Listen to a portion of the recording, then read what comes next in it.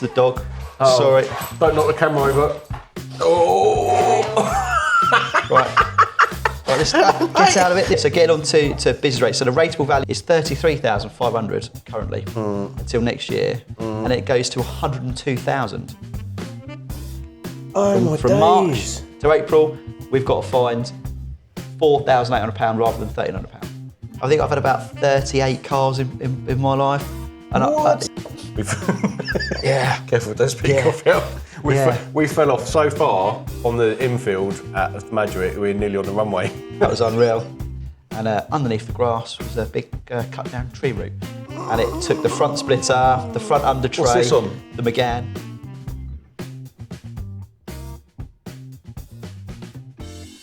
Hi guys, welcome back to another episode of the Spudcast. It's actually episode 11. We've had a bit of a hiatus for the last 4 years because they were during lockdown. But I wanted to get them going again. Slightly different format. I'm here with my buddy Dom. Give him a wave, Dom. All right.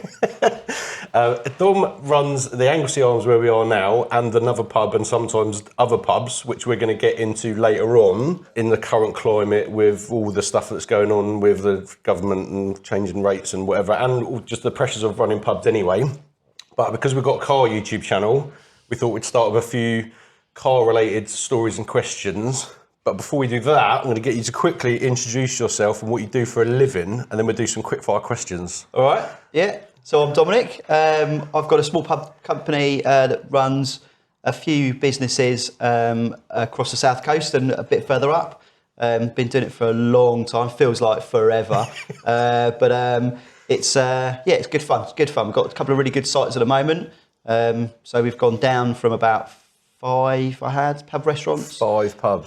Pub restaurants, yeah. Restaurants. On and off, not permanent ones. Yeah. To the 2 crackers that we've got at the moment. Now. Yeah. And we're the Anglesey Arms, So which Anglesey is Arms, which is the kind of flagship we've got, and then we've got another one, the George in Finchdean, which is just over the hills, only about 20 minutes away. Lovely little village, Finchdean, full of amazing locals. Proper country pub. Oh, it's amazing. Yeah, it's a lovely site, and my nephew runs that one for us, Ben. Yes. So yeah, he's been doing a grand job. Very good. Proper job, and I see you've got the Christmas decks up in here already. Got the log fire going. So Christmas is one of them things for us, Spud. Is Christmas starts for us in May.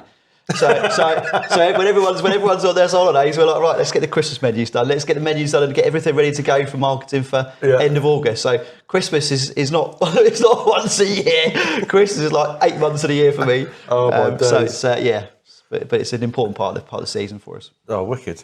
Right, I'm going to start with a couple of quickfire questions because I don't know the answer to a lot of these either. Ooh, okay. So, tea or coffee? Coffee. Dogs or cats? Obviously dogs. Obviously. Favourite flavour crisps? Ooh, see, I like a knick-knack. Oh, okay. I like a knick-knack. What, nice and spicy? Yes, yeah. They're crunchy. They're class of crisps. That's crisp, good enough. Yeah, class of crisps. Fave chocolate bar? Double-decker. Do like a double-decker. Nice and chewy, lasts a while. Yeah. Good for your teeth. Always goes over your shirt, over your clothes when you eat it. Nice and crumbly. Favourite way to eat potatoes? Oh, see, obviously Spudcast, we've got to have the Spud question. So I think there's 2 I've got that are my dead favourites, and I can't pick which one. So I really like my wife's tartiflette. She makes a tartiflette with pancetta, onions, cream, garlic. That sounds super healthy. Sliced potato, baked in the oven with Gruyere cheese on top. I've never heard of that. Haven't you? No, it's actually I think it's a Swiss potato dish. But well, it sounds like your wife's going to have to make that. She will. We'll do it. And also, like Dauphinoise sort of very vibe. similar. Yeah, very similar. And she also makes a smashed new potato. Oh. So new potatoes, just pot boiled, and then you squash them without mashing the hell of them so they still stay whole. And then you bake them in the oven with loads of garlic and butter. Hence why I'm now on a diet. Loads of butter, loads of garlic, and you can put like chopped onion over it and bake. And then you bake those in the oven until they're crispy, and they come out like little flat, crispy new potatoes. They're phenomenal, and they go with anything. I'm not even joking. They go with amazing. anything. You've kind of recalibrated what I thought you could do with potatoes. So there we go. Favourite veg with a roast?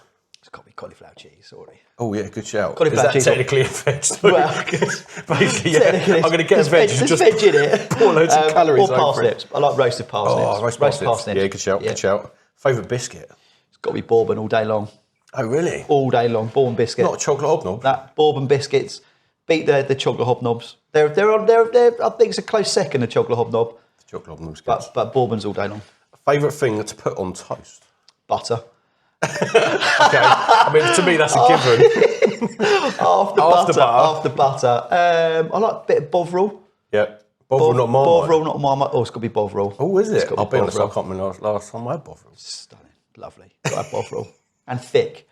Not like a yeah, small... I'll put it on like chocolate spreads. Literally like jam. Oh, yeah. It's literally like jam. And I'll put fave comedian. Frankie Boyle, I think, for me. He is funny as hell. I do like this. I always find with Frankie Boyle that you get to the stage where you're like, how can you say that? Especially in this day and age. Exactly. But it is all comedy at the end of the day. It's not meant anyway. And it's just, he just shocks me every time I hear something. You just never know quite how far he's going to go. Yeah, that's fair. Ferrari or Lambo? Everyone wants to say Porsche, but back in the day, it was. I know you got. I was actually going to say Porsche when you said that. I was going to say Porsche, but everyone is either kind of even people that are like into Porsches. Yeah, it's Ferrari for me. I think Ferrari. Most overrated or underrated car, or both? So underrated car, I'd say Porsche 996. Yeah. Is that underrated though? Yeah, because it's been hated for years. Yeah. But ironically, it's the base for all modern Porsches. Every Porsche has been water cooled since. Yes. So it was the first of its kind. Fair enough. It was the first one. It was the hated one. But actually, I think that's the most underrated car at the moment. I really do. Yeah, that's fair. And in terms of purchasing price, I think they're underrated. I think they're not valued highly enough. I think they're going to go up. But yeah, I think that's definitely the most underrated car. Overrated. Ooh, overrated. Overrated is a hard one. I'd almost say something like a Lamborghini Countach that's the poster. I was an 80s kid, so I love the Countach. But actually, if you've ever been in one... Yeah, terrible. I've driven the Countach. I've driven a Diablo. Yeah. And the car is massive, but the cockpit is tiny. It's all engine. It feels old, but you cool. can't see anything out of it. It's still a cool car. Yeah, 100%. But I think that's overrated. Yeah, that's fair. Yeah. That's fair. This was a good one. I've wrote some of these like when we did the original Spudcast like 4 years ago. One car for a year, any car, you have to daily it. Everything's paid for, but the catch, you have to have already driven it or I've put a bin in it. So, I could come at this for two ways. Because obviously I'm married, so if my wife's got a car, does that mean I don't have to have a family car because she's got that? Or is it that that's the only car I'm going to drive in? Oh, no. You've got a daily, like people have got a daily car, but you've also got like a van or a work car or whatever. Right, but you've got it's not like, I'll have this, but I'll use it like once a month on a weekend. Right. See, I think for a year, I just think go stupid. Go proper stupid, yeah. I know, I think the AMG GTR Pro is a good car to have daily. You could do a lot of track stuff with it. It's way too fast for the road. Proper juicy. I had my mate's one for a week. Yeah. It was insane. I think they're brilliant cars. Absolutely brilliant. Almost too good and too fast. But they're also comfortable for the road as well. So you could use it on the track and decimate everything on the track. And you'd have to pay for brakes. Yeah, and mainly fuel. I remember going to the garage pretty much every day. But it was, what a week. Yeah, but you give me a fuel card for anyway, so I'm all right. Oh yeah, everything paid for. Oh yeah, sure, yeah, including fuel. Yeah, that's fair. Ultimate car for the garage, this is forever.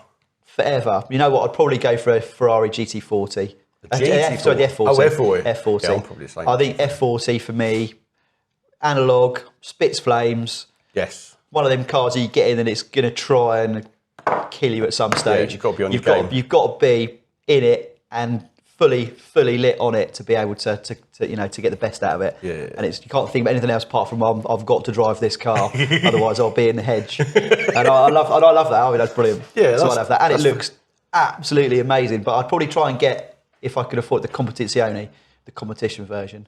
Of an F40? Of an F40. I didn't even know that was a thing. Competizione version of it, yeah. It's got an adjustable rear wing. It's the same one, yeah. Ah, okay. Yeah, so yeah, there's an adjustable rear wing on it, so it looks a bit meaty. It's got different wheels. A bit more aggressive. Yeah, a bit more aggressive. With a scoop in the bonnet or something. Yes, there's a knacker duct and stuff. Yeah. Just looks a bit more aggressive, but more race car.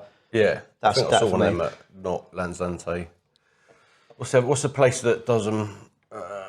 I can't remember. There's I think I want to say DK Engineering had one. Yeah, they did a road eagled one of it. And I think they had a couple of F50. They had an F50 in there in like half. In fact, I think they had 2.5. Yeah, if anyone wants to lend it to me for the weekend, please DM me.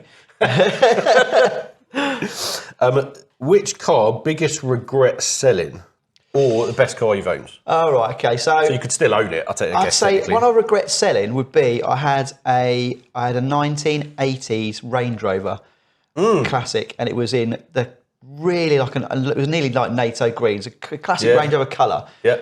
But I bought it for no money at all for a friend of mine that was getting rid of it. And it was an absolutely amazing car, and I loved driving it. So at a point, I actually bought another one at the same time in red. So I had this one classic, so I didn't have to use it all the time. And I had a red one; it was a bit newer, it's about 8-9 years newer. Yeah. What was that? 1989? No, it was an 84. The first one, early. So it was but it was just. I want to say it was just as the 4 doors came out, because it had the front grille of the original Isofix 2-door Ranger. So it looked like it was a 4-door Rangy, but it had all the interior and stuff of the 2-door. So the dash was the same, and the front grille was the same as the old one. Was that V8? Carb V8 as well. 3.5. Yeah, I think so. But it was, it was. But it was. It's just a really, when you got in it, and the noise, you had that lovely rumble. But nothing I've ever driven since rides like that Range Rover. It was plush. It was like a rolly boat, but it just looked after you wherever you went. It just looked after you. Yeah, I love that car. That was a wicked car. Not particularly valuable. Crap to drive. Yeah. Rust on it was obscene. No, not really. But it was just one of them cars that I think if I had that now, it'd be a completely restored Range Rover, because I love that car so much. Yeah, that's fair. I paid 500 quid for it, and I sold it for 500 quid broken. Wow. Yeah, and I should have fixed it. I should have fixed it. Yeah, should have fixed it. It's one of those, if you kept it for the last 20 years, you'd spend a lot more than 500 quid on it. The irony is that that one, the transfer box went, and it was about 500 quid to fix a transfer box, so I binned the whole car off. Yeah. 2 days later, the transfer box and the red one broke. literally, I think I paid like 1,500 quid for that back in the day. This was going back like mid-90s. Yeah. And so I've been that one as well, because I was like, it's not really worth repairing. So that was ones I really regret selling. Old school Range. Yeah, old school Range. But the best one I think I've had, I really enjoyed my E90 Turn 3. I mean, that was a cracking car. Love that thing. And I'm looking for another one at the moment. That ticks a lot of boxes as well. Again, daily track days, cruising. You took it all around Europe and stuff as well. Just V8. You know what I'm like with V8s? Just V8. Oh, just V8 M3. It ticks 2 major boxes. Over 8,000 revs as well. It just sounds, Yeah, and once then there's a couple of things you've got to sort on them to make them super rod bearings, throttle actuators. Bit too big things, but most of the ones that you see on the market have had those done now. Right. So it's not particularly expensive to do. Yeah. Not wildly expensive, but just preventative stuff to make sure that they don't. We had a massive off in yours at Goodwood, didn't we? Careful with those speak off. We fell off so far on the infield at Madrid, we were nearly on the runway. That was unreal. And it was wet. The wife was in the car behind, saw the flags, never saw a car. We were so far away. We were that far off in the grass, collecting daisies. But no damage. And we made our way back to the track. No damage. So technically, is that an off? I mean, it's definitely an off. No one saw it. So big off and a big back on. There's a lot of grass, a lot of mud on the car, but other than that, it was all right. Biggest regret not buying? Ooh. See, there's been lots of these that I'm like, I should really get that. Should have got that. I think I've had about 38 cars in my life. And what? So I've bought a lot, but there's stuff that I'm like, I should have had that. Yeah. I think one that sticks out, I had a chance. I could have bought a Mark III Escort RS Turbo in. Hang on, RS Turbo. Yeah. It was in like a dark grey. Is that Mark II, 3? Mark III. Yeah, front wheel drive. Yeah. Yeah, Mark III RS Turbo. It had done 10,000 miles. And it was up for about, at the top, it was up for about £5,000, and it was mint. Well, I mean, it was showroom and mint, and it was in this dealership in Wickham, just in Hampshire. And I passed it on the way from work to my parents' house when I used to go travel to and from Southampton and through. And it's one that I wish I would have had, because I had an XR3i Mark IV. and that was a great little car. I had that as a 2-seater dog car. I had a Rottweiler at the time, so I put the seats down, built a box in the boot, so it was a 2-seater Escort with a dogmobile. It was quite funny. Yeah. How much was that back in the day? What, the XR3? Yeah. I paid £1,000 for it. It needed an alternator. Put a new alternator. It was actually the earth strap on the alternator that had gone, which kept discharging the battery and it wouldn't start.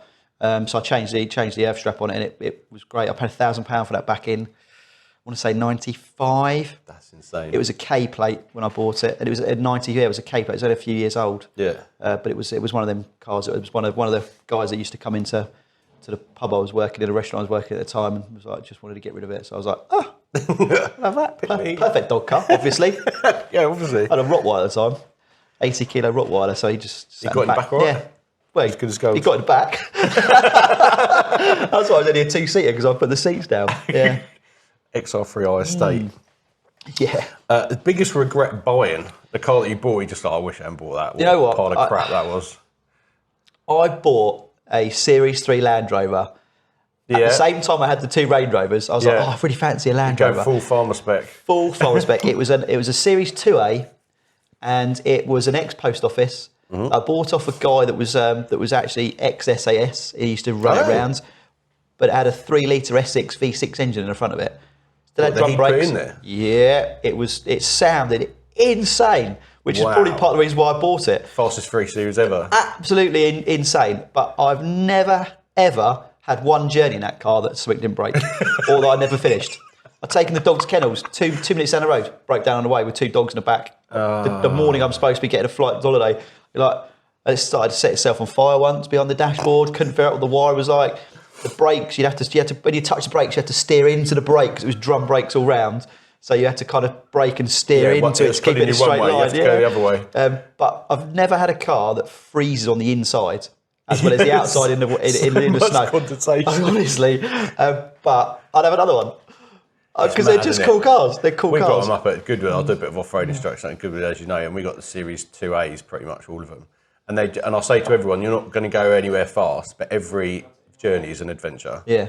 Because people get in them and drive them and go, I want one of these, I'm like, you'll appreciate your modern car when you get in it to go home. I would say when I had it, it wasn't my first car. It was like a third car I had. So I had a daily car, a track car, and this Under Armour car. So it wasn't the daily. So, but I wouldn't advise anyone to have a classic Land Rover for a daily. Yeah. Just on that basis that I've never had a journey it finished. I had it for about 6 months. Cost me an absolute fortune to fix every single time because no one could work on the damn thing because it wasn't a standard. Yeah. And you had to try to find a decent mechanic that was that knew old school mechanics. Yeah. It was horrifying. Yeah. Well, the same as the Goodwood ones. They're well maintained, the Goodwood ones, and they nearly always work. I'll get a true story, 30-second story.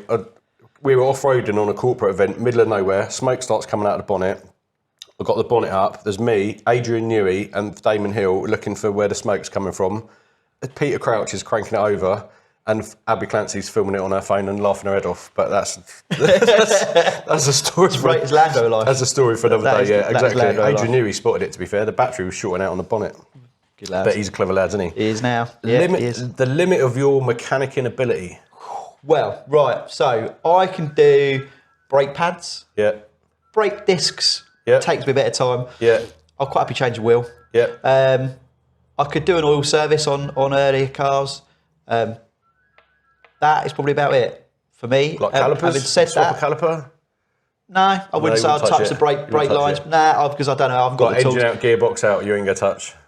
I've done so. I did an engine swap in a Mini in a garage with a beer barrel hoist to get the engine out because I did have an engine hoist, so I used a beer barrel hoist and a couple of ratchet straps. Yeah, that worked fine. Did that absolutely fine. Yeah, but that's a Mini. Mini's really straightforward engine. Yeah. Having said that, me and a friend Chris have just bought an old 1985 classic F3 car, and we've stripped it to the bare chassis pretty much. We've got the engine to break apart from the gearbox, and we've stripped we've stripped everything off it. So when I say I'm rubbish at mechanical work, if I've got someone to babysit me, I'll do anything. Yeah, pass some spatters. Chris, what size do I need? That one, sweet. Oh, let's go. It's in the top one. Drawer, third drawer, sweet. I'll grab it, and I'm fine. Don't touch that bolt. Yeah, pretty much.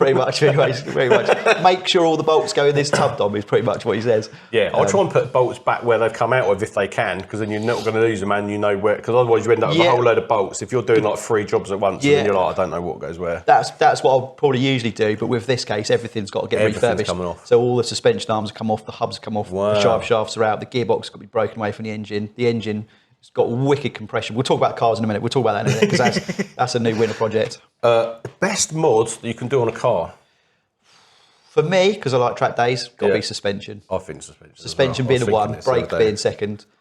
Because there's like quicker mods you can do, but suspension absolutely transforms any car. Yeah, especially the older it is, the more soggy suspension is. Yeah, that's a good shout. A mod you've done to a car which ruined it? Maybe suspension again. Yeah, probably. I was going to say the flip side of that is actually in the current car I've got, it works in both ways. It's great on the track, but on the road it's just... What, your McGann? It's just awful. Too hard. It's just not drivable for a daily or for you know. We've done a few European tours on it, and literally to be fair, it's not too bad in Europe because the roads are flat. Yeah, after the 4th day, your back is just you know, you need to find a hotel with someone that's got a spa or a masseuse to get you through the weeks. We did the Alps, Pyrenees, the Pyrenees. We did a track day, the Pyrenees. Then we did the Alps. We met you on that one, didn't we? It was quite funny. Yes, we bumped into you twice, didn't we? 2 days in a row. How random, yeah. And literally, Shell was like, "Can we not drive 4 or 5 hours? Like, can we please stay somewhere that's nice that we can sit? Because I'm not sure I'm going to like the car for much longer." Yeah. But yeah, so suspension, I'd say, is definitely one thing you can ruin. But I have ruined another car by putting a massive stereo in the back of it, and I've completely balls up the wiring. I put it in, and then all of a sudden nothing happened. Yeah, and I had to take it back to someone to fix it. You know, when someone says, "Oh, it'll be easy to do, just put these 2 wires in it." This turns out it's not that easy. A few more car questions and we're getting to like doing the pub stuff. Go on then. Best getaway car? So, I had this car, I was thinking about this a bit when you gave me these this morning. I'm thinking like kind of the transporter.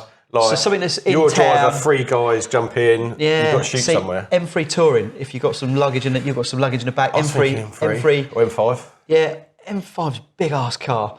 But it is, but that one that I had just... M3. Or if you're in town, if it's just you trying to get away, just something like a mini GP or a Bath 696, just something as quickly you can get in and out of traffic. Going like Born Identity sort of getaway. Exactly, if you're in a nip and out of traffic. You won't get 4 blokes in that though. No, you won't. Depends on the job, You're going to leave 3 behind and take the money. It sounds like you thought about this a bit too much. Well, it depends what sort of job I'm going to do. If there's only a 2-man team, 4-man team. If it's a 4-man team. Have they got firearms? Like M3 comp. M3 comp. Touring as well. CS touring. Get loads of gold in the boot. Yeah. Yeah, that's a good show. Yeah. Your favourite? We're going to come back to sort of cars, but I'm going to go a little bit off the track because I'm a big James Bond fan. Love James Bond films. Much to my missus, like detriment. Well, Sunday afternoon, let's put a James Bond film. No. Not again. Favourite James Bond? It's got to be Roger Moore for me. Grew up with that. That's the era. Era. As cheesy as he was, it was typical Bond. Yeah. That for me epitomises Bond. Yeah, and the gadgets. He was cheesy and funny enough. Yeah. But he still had a bit of class and stuff. I think he did tick a lot of boxes. Yeah. Yeah, no, for shame. Favourite Bond film? Bond film. I do like View to a Kill. View to a Kill is quite good. And the end scene was filmed just up the road from here, up the road in Amberley. Good. I like that film. It's a good one. Quick story about that. My dad spotted the airship. No way, really? So we were at the farm because we're further towards the pits, the Amberley chalk pits, which is where they filmed it in here. We were out doing something in the garden. Dad come running in and said there's a massive airship up because that's probably about 3 miles away from the farm. Yeah. We all jumped in the car, and as we started flying towards Arundel, the airships came back down again. They obviously just needed the takeoff scene. By the time we got there, it had gone back down. We couldn't find out where it had gone. But my dad saw the airship go up. Yeah, he literally saw it go up. Wow. So that's pretty cool. Favourite Bond car chase? It's got to be the Lotus Esprit. Turns into a submarine, dives in, gets away. Spy Love Me. Spy Love Me. Yeah, that is good. But also, I did like the one with the AMC Hornet, where it goes and does the turn over the river.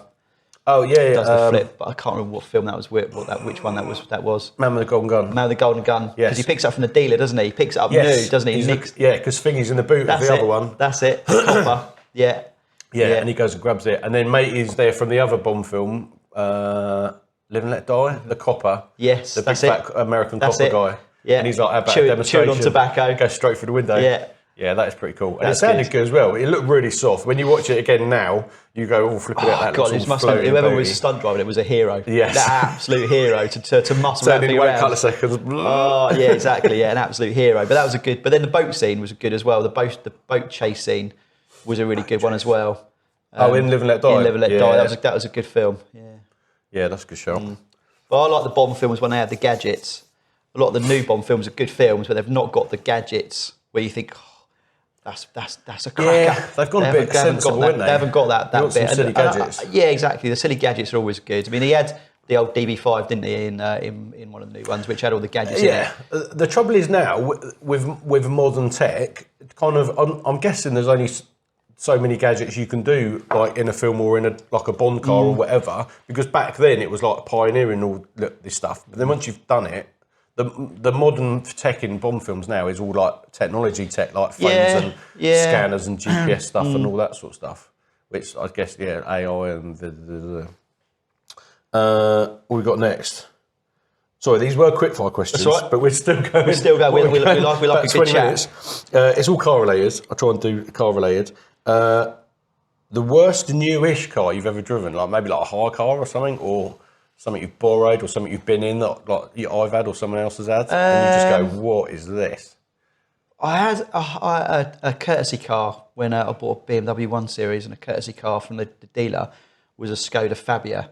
And I did nothing against Skodas. I had an old Skoda 130, I can't remember the old ones, ages ago. And I think Skoda as a brand, brilliant. Yeah. But this one in particular was like a taxi. Oh no. Awful. And it was like a taxi because the turning circle was literally in its own, but it just didn't. It was just a horrible car to the point. Yeah. I parked it up after I drove it once. I parked it up next to the other car, and I used my M3 as rather than so I never used it. So they dropped it off me to use. I never used it. Never used it. Didn't even had nothing at all. I literally drove it back to pick my car up to the dealer. Yeah. Where that's it. I parked it up. I was like, nah, thanks very much. Yeah, but walk. There's no way. Harsh. Yeah, there's no way. Because Skodas aren't. I mean, it's a lot of VW Audi group. It's not some of the same sort of stuff. I think it was just the one I had was probably. Like a bit of abused, or okay. It just was not good. It was only sort of 2 years old. The car, it wasn't an old car, but it just looked like it had a really tough life already. It's a high car, isn't it? Yeah. Everyone knows the fastest car you can get is a high car. car, Exactly. or someone else's. Biggest bugbear on the road. I think I've got two. One is middle lane hoggers, but that goes down to another one is observation. Yeah. People are just not observant in what they're doing. They're far too. Too preoccupied with doing other stuff than actually driving. Yeah, no one checks the mirrors. Modern cars are... Same as track days, no one checks the mirrors. No one checks the mirrors at all, not until it's too late. Yeah. So I'd say those two are the thing, my biggest bugbearers in motoring. But having said that, later on in my life, I think over the last 10 years, I don't think I've ever had road rage in 10 years. I just like, it goes over my head, like, just understand some people just on the road to annoy people, or they've I'm over it. I'll quite happily not flip anyone off. I'll not argue or shout anyone down the road. I just accept that person is having a really bad day, or that they're not perhaps confident of driving, and I'll just get around. Yeah, some people just haven't got it. Yeah, like my dad says, if you ain't got it, you can't give it away. Can't give it away, exactly. I don't know whether to do these more at the end or while we were just doing them anyway. Pinch yourself moment. If you've got not even, doesn't have to be car related. It's just. Obviously, my wife's watching this. Obviously, getting married to my wife is a pinch yourself moment. Big out to Shell. But actually, one of my motoring pinch yourself moments was actually when we went out with Charles Rainford in his Carrera GT3 Cup car. That was epic. Silverstone. Charles, if you're watching. Thanks, Charles. And that was an experience. That was an epic morning. Because I'd been badgering him for years. Yeah, literally, when he first started in Carrera Cup, I was like, if there's ever a chance that I can come out in your Carrera Cup car. And he said, well, the trouble is, it's mainly, he said, the only time we ever like the passenger seat in the car is on like sponsor days and stuff.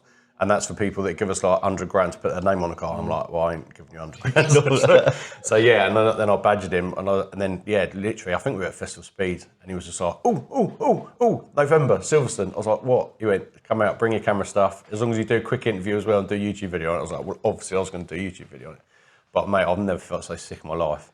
You know, we've done like 4 fairground rides back to back. I was like, I think my stand-up moment was getting out of the car and I was trying to make a cup of tea in the little garage and my hands are shaking. Oh, mate. And I thought it was because I was cold. And then you got out of the car and you could even put the camera back in its bag. I was like, maybe it was just adrenaline. Honestly, mate, absolutely buzzing. Yeah, he was on it as well. He was. There's no proof. He was on it. He was. It was the last time he was going to be out in that car. Yes. For that year, so he was. It was good, and it was dry as well. I was worried it was going to be wet. No, end of November. It might even be beginning of December. But it was beginning of November. It was. But you need to rewatch the video because going into the pits, link in description. The more astonishing was the whole thing getting out of the pits and going around was great, but how he attacked the pit entrance, I on a race, insane. I can understand you're going to be at the line, boom, but this was just on a demonstration press thing, and he was he was grabbing gears on the slip road to go to the pits before the line. Insane. And then quite a long pit entry. Yeah, and then your eyeballs are like, ugh, when he lays on the brakes, and then all of a sudden, literally at the line, it's like you went to the line and he braked at the line. It was that late braking. Yes. Because in the race, you want it's every bit of time you want. What's the point in peeling down the pit lane when you don't need to slow down and be pit lane speed until the white line? Pit lane, to the white line. Literally came round the last corner, straight into the pits. And I was, even in the video, you can see my eyes. I'm like, what? And he goes for another gear, and I'm like, what? Because I'm looking at it as a wall. I'm like, there's a throttle stuck open or something. Like, what are we doing? Yeah, no, that was mega. But also, I have to say, what an absolute lovely chap he is as well. Nicest guy in the world. Great, and his dad as well, and his brother. All the guys in the pit were so welcoming. And had a good chat. Smashing year in first year British touring cars as well. Man, yeah. Hopefully, he's going to do it next year. Touch wood. I spoke to him the other day at Goodwood because he's one of the instructors, and he said he didn't know what was happening next year. Now, Ivory didn't know. Well, he does know and he's not saying. Yeah. But his team have been really happy with him. As they should be. He's done really well. Yeah. There's got a story about that race team as well, WSR, we'll come back to afterwards. Over another coffee. Yeah, another coffee, yeah. I got your most embarrassing car crash incident. Like we've already mentioned falling off on your M3. I wasn't embarrassed by that because I don't think I did anything wrong and there was no damage and nothing to see. No, but a bit of grass around the wheelbarrow. But about 3 months ago, I went to pick up one of our chefs. They needed lift into work, and I drove into their farm and I was just turning round, and I just crept onto the grass. It was a grass about that long on outside. And underneath the grass was a big cut down tree root, and it took the front splitter, the front under tray, the McGann, took the oil radiator, pushed into the radiator, split a hose. And you know anything? I did it. I was in. It must have been the worst sound as well. First gear, and I was literally doing 3 miles an hour. I just crept onto the front of the grass, and as soon as I'd done it and I felt it, I was like. What? Literally pulled the car back, and there's plastic. I needed a dustpan and brush to pick up bolts, and I was like, you lost a load of oil as well. No, luckily the oil didn't. The oil didn't. So this is another funny story. This is how rubbish I am sometimes. I picked up the bits of plastic that were done, put them in the back, picked her up, drove home, didn't check oil, didn't check the water, got home. Nothing leaking, all the pressures and water. I was like, it must be the plastic under tray that's done, so I'll be fine. Anyway, a few weeks later, track day at Snetterton. Yeah. Going up to Snetterton. Yeah. Then we're just doing this when we were in traffic when we were sat in traffic. Oh, is that what it was? Yeah. I was there. There was a water leak. So after that, there was a hose leaking. So I was topping the water up all day during the track day because the water was leaking. Drove, 4.5 hours up there? So we drove all the way up there. Track day. Bit of water, sparkling water, only the best. In the McGann. It was French. And then we lost 2 Porsches Saturday that day, and nearly a McGann. And then topped up, and it was all right when it was driving, but the fan had stuck because it was clitched in between, so I had no fan in traffic. So when it was moving, it was fine. But when it was in traffic, which fan was through the Dartford, to kick in, but it wasn't. Couldn't call the engine down. So it's all fixed now though.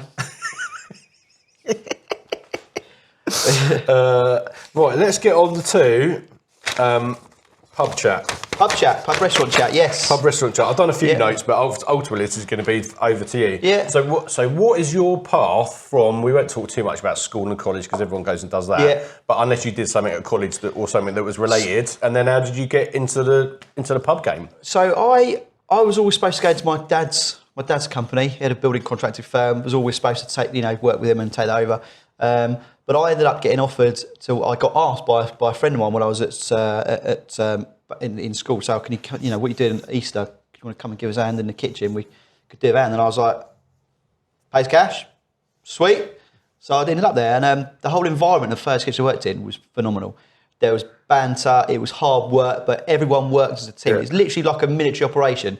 Everyone had their role, everyone knew what their role was, everyone was working hard together, and they just smashed out service over resale. It was a busy, busy, busy restaurant. Ironically, I did so well at what I was doing, which was mainly just washing up and doing puddings at the time, that I got offered a job. and I was like, with yourself, I work with my dad, do a job. So I ended up doing both for a bit. Yeah. And then I started cooking, and then I started doing my apprenticeship with them. And I got my qualifications through the company through that. And then trained as a chef. And that's how I started in catering. I moved up through all the... Absolutely no background whatsoever. No background whatsoever. So that was the start of my career. And I ended up, I was 19 years old. I took that kitchen over as kitchen manager. Yeah. So I was leading a team of 8 when I was 19. And then I decided that I liked cooking, but I don't like having to cook all the time. I think I'd done enough times. Back in those days, it was 60, 70, 80 hour weeks. You're on all day. It's, you think to yourself, I could work smarter and I could perhaps work less. So I ended up moving from kitchen manager, and I moved out front, but I went straight to general manager. So I did no front of house training at all. Oh, great. I went from, at 21 years old, I took my first pub restaurant on, which is in Southampton. That was my first site with a license. In it. So how did you just training. So it was with the same company I'd started with in 1996. By sort of, in 4 years, I went from being, a sporty little dish pig, we call them, or KP, to managing a kitchen, to proving myself that I could manage a team, I could manage my stocks, I could manage my team and my rotas and my costs, and then filtering out to go front of house. The kitchen was always the engine of any business, pub, restaurant. The kitchen is key to how the business drives service. You could drive profit, but you can also lose a lot of profit, and you can also lose a lot of guests by the food in the kitchen. So you drive a lot of the standards from the kitchen. So I just transferred all the skills I had with that team into a bigger team, front of house, and luckily I had an area manager in a company at the time that kind of saw the potential. And if I'm honest, too early, 21 years old. I grew up quite quickly.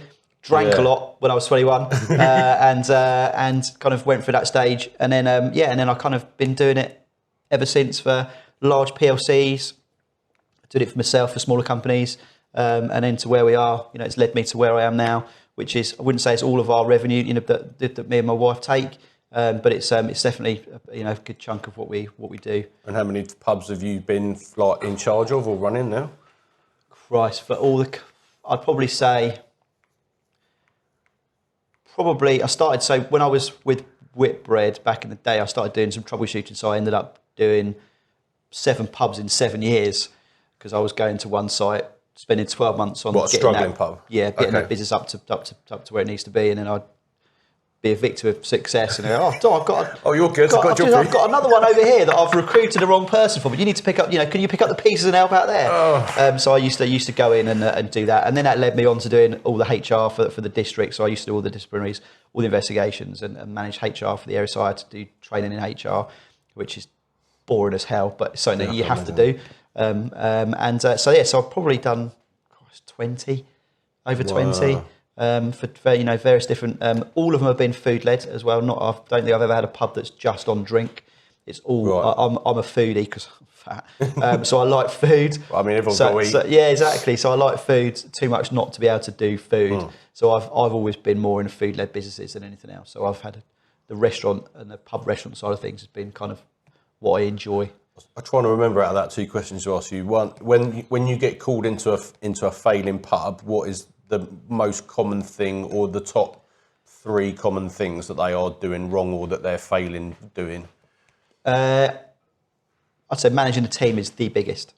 So either recruiting the wrong people, not acting when people when the team aren't where they need to be. Whether you doing more training, coaching, not recruiting. And the biggest thing I've always had in my career is I haven't got time to recruit.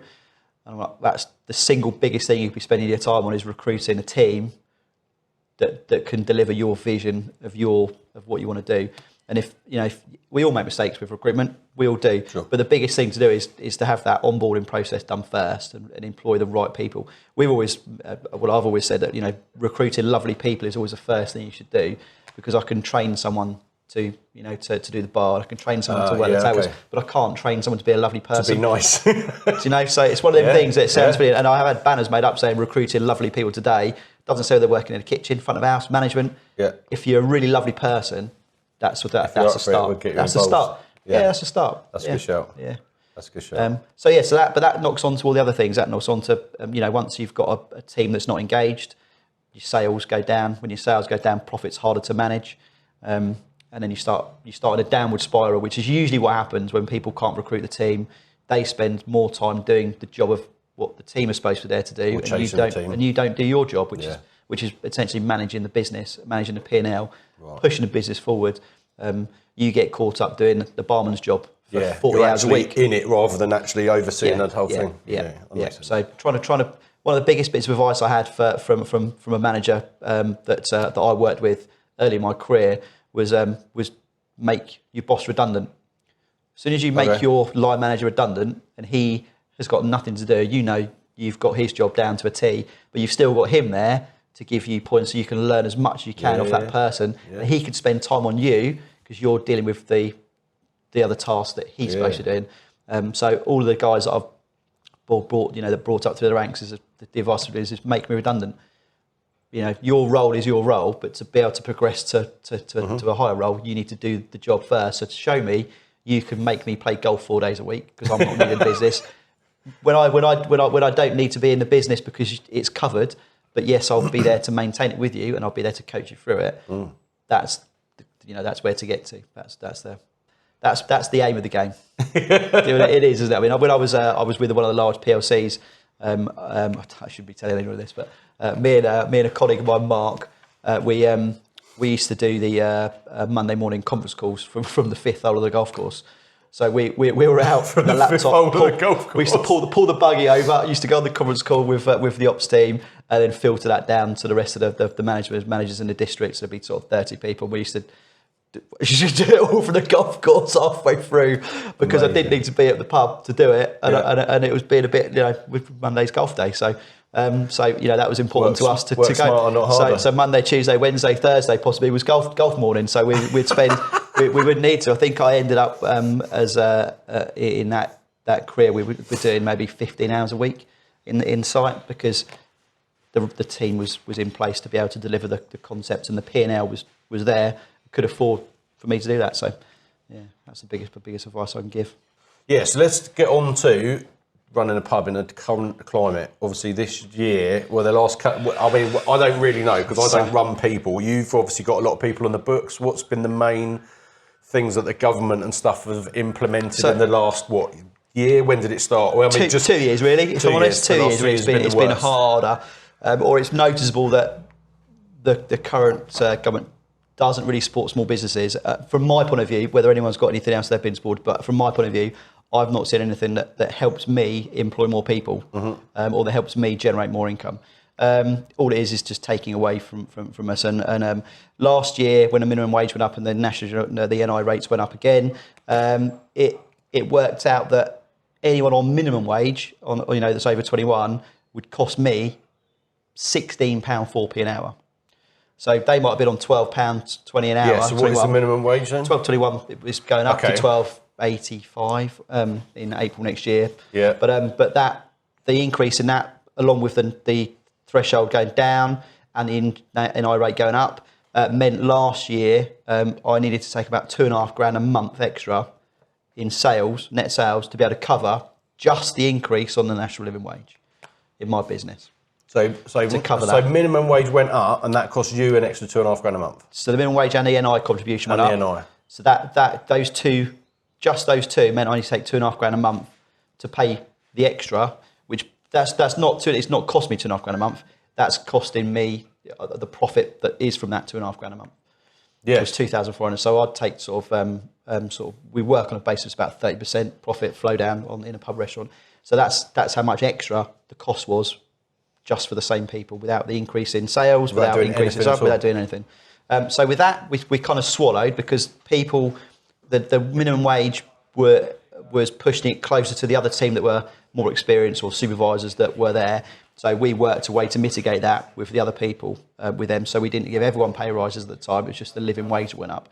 However, next year it goes up another, I think, 6%.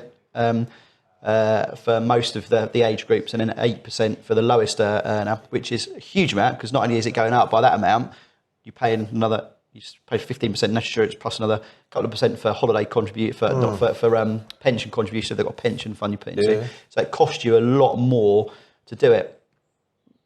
So the first one, okay, we can swallow it. It's not a disaster. We can put the prices up a little bit. Mm-hmm. We worked in at a time when nobody's got any money and you're struggling to get people in the pub anyway. Yeah, exactly.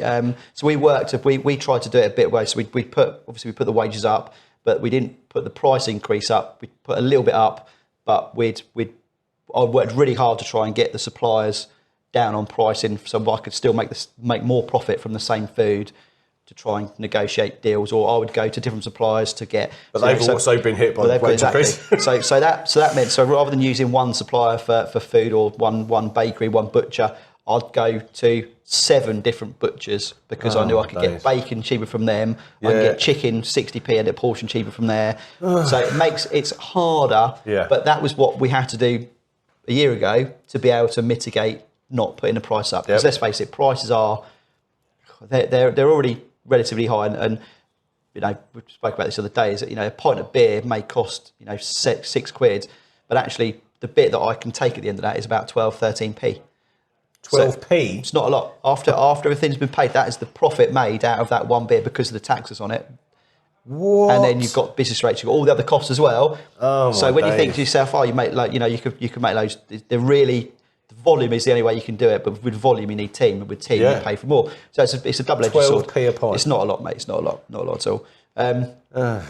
Exactly. So that was then, and then obviously now this year, next year. And also with the minimum wage, just quick. Obviously, with the minimum wage goes up, you can't just put the person who's on minimum wage up. You've got to put everyone else up. So we did a small increase last year for that, but this year the new national living wage is extremely close to someone that's now supervised. There's a team leader that's running the shift. So a waitress would come in at maybe 20p an hour less than someone that's actually managing the shift. Yeah. So this year, Sally, everyone has got to go up an increase. Yeah. Because otherwise the person that's running the show going, actually just put me on pot washing, because I've got no responsibility for the same money.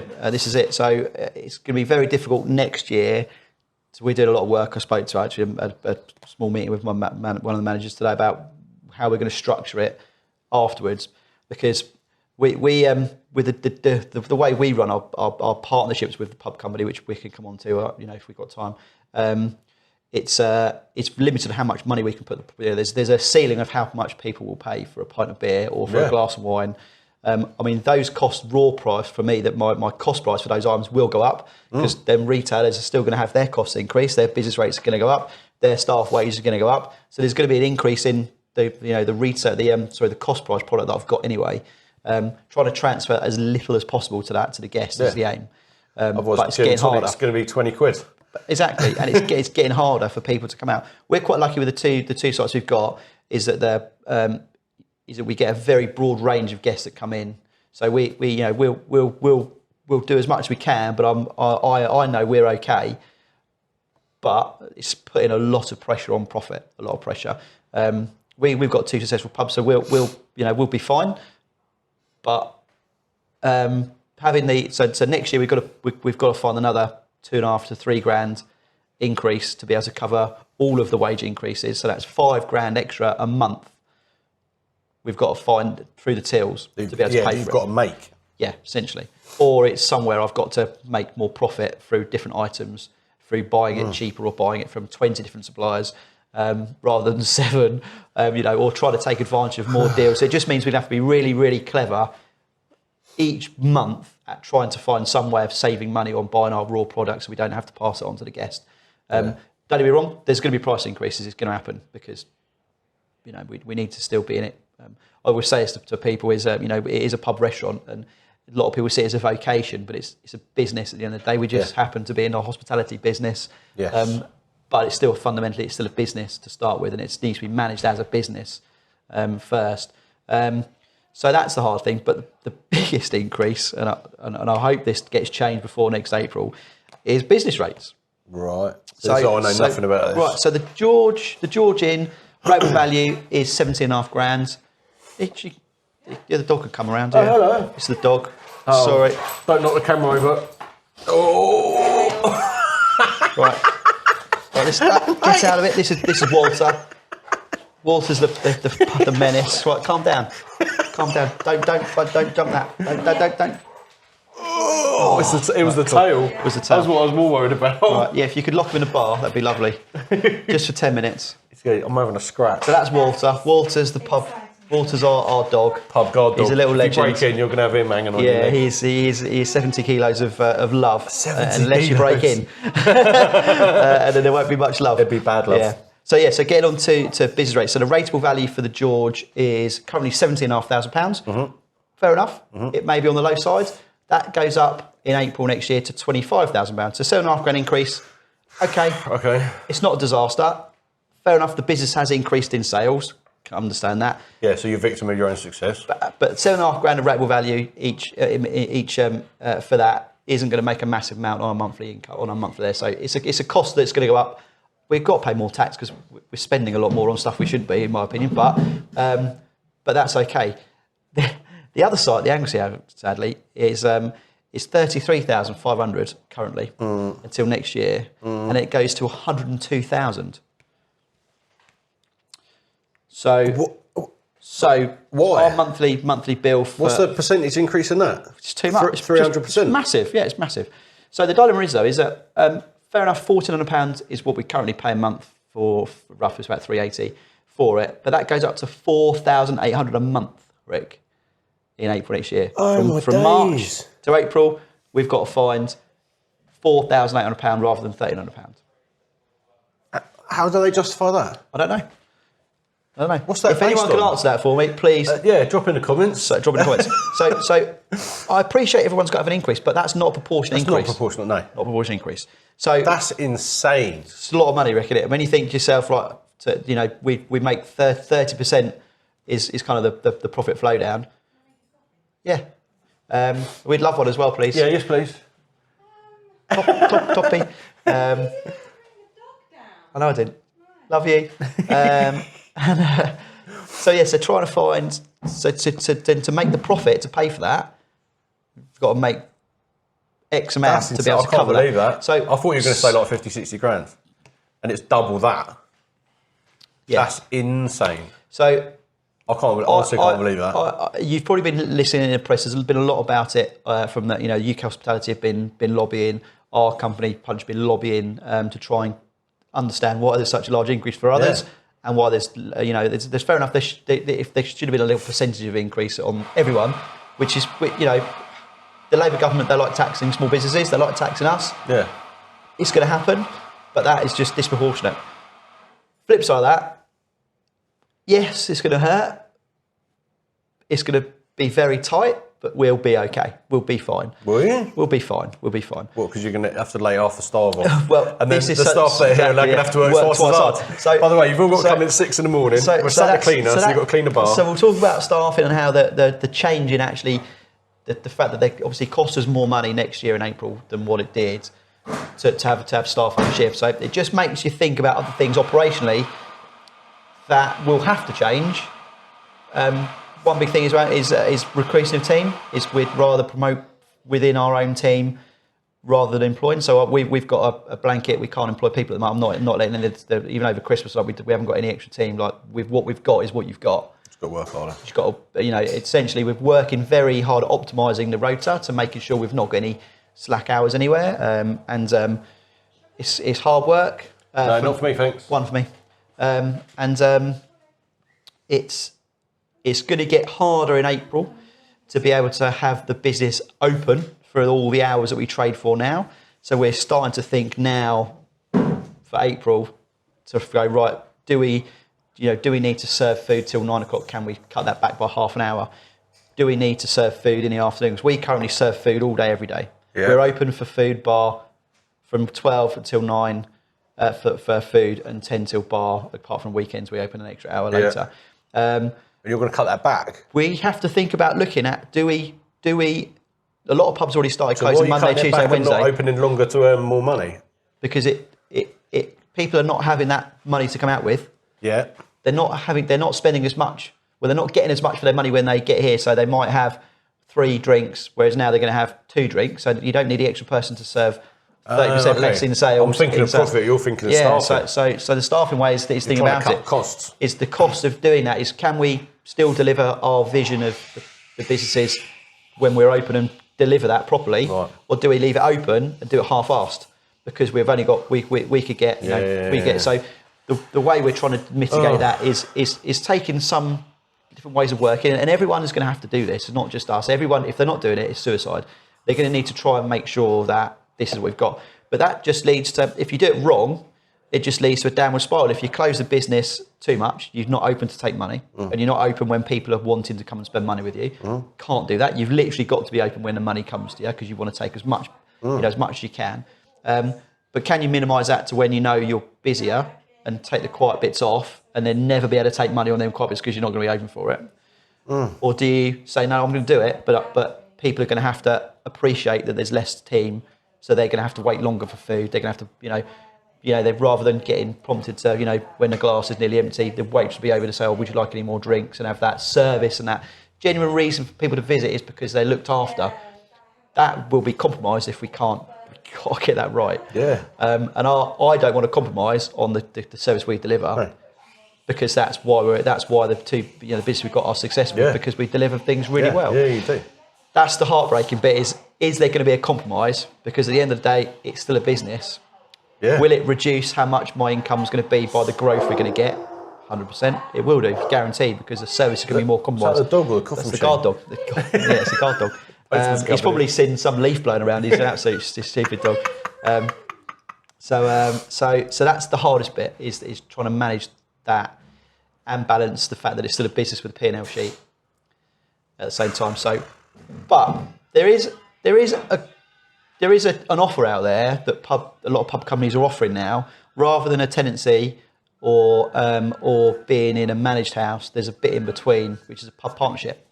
Okay. So the pub partnership means the brewery owns the pub, the brewery owns all of the food, the beer, will tell you what menu to do, and they pay for all of the bills. You've only got to pay for the labour.